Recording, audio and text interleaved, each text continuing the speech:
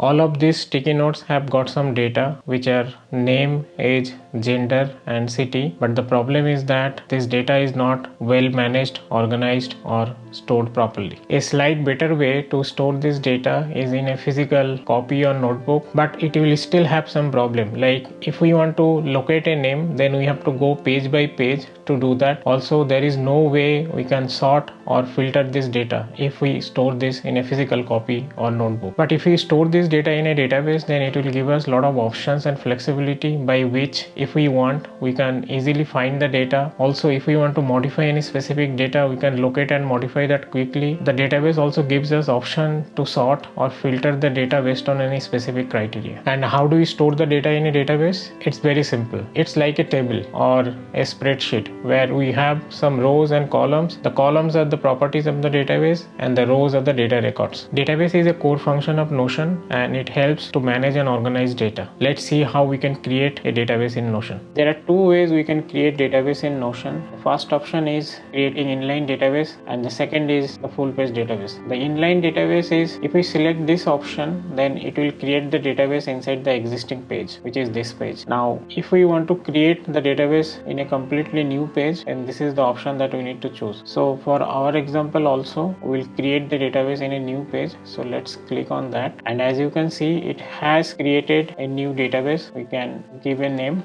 database example, and Notion creates the database with the first column as name, but we can add more columns by clicking on this add property. And in Notion, the database column is basically the property. So let's add some more columns for our example database, and once we click on that add property, we can select any of this type based on the data that we want to store. So for our example database, we want to store the age, so we'll select this number and we can change this to age. Then we can add another property. So here in this property we can select this one and we'll say this gender, and we will have two options, male and female. So this is a select data type. We can use as many options as we can, and from there we can select a specific option,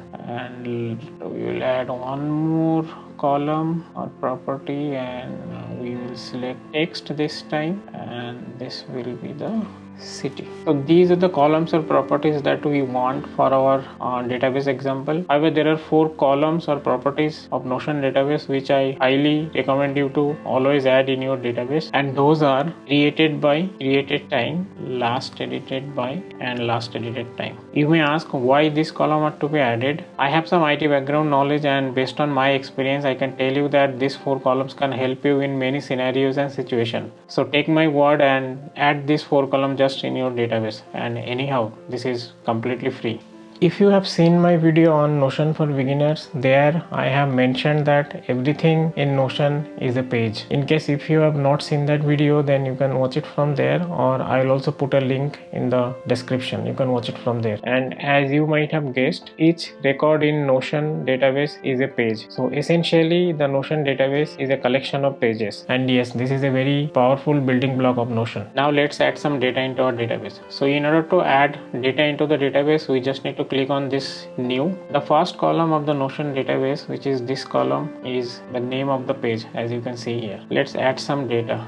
Alex is the name, age 18, city New York, gender male.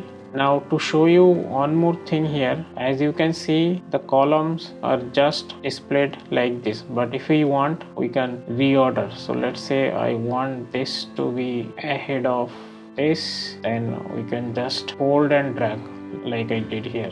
So let's say we want to add this ahead of this, so we'll hold and drag like this. Okay, so let's create another record. So instead of this, we can also create new record using this. So let's say Priya, age 22, gender female, city Mumbai, Daniel 35, click and select male, city London. Let me add some more records.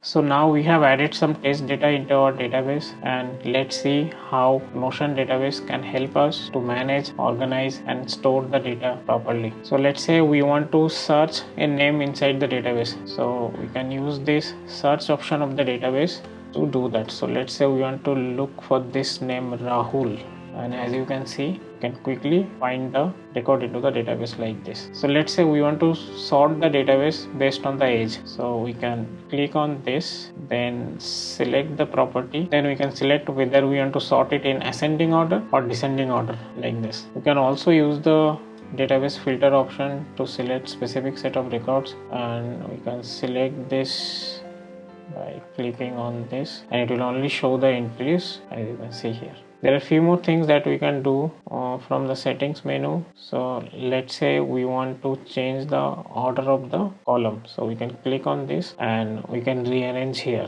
So let's say I want to move the city ahead of gender. So I can hold and drag and do like this, and it will change the database accordingly. Similarly, if we want to hide any property, then we can do that easily. So let's say I want to hide this. So let's click on this, and as you can see here, that created by name is no more displayed. And you can also change the property type from here. So let's say if you want to edit this property, you can come here and you can change it from here. Currently the data is displayed in a tabular form, but if we want, we can change that to a different view from here. Layout, instead of table, we can show the data in a list like this, and we can also show the data in this view, gallery view. Using Notion database, we can create a lot of useful things, and one of the common thing that people usually create is habit tracker, and I have covered that in this video. I hope you found this video useful. If so, please like and comment. Thank you for watching.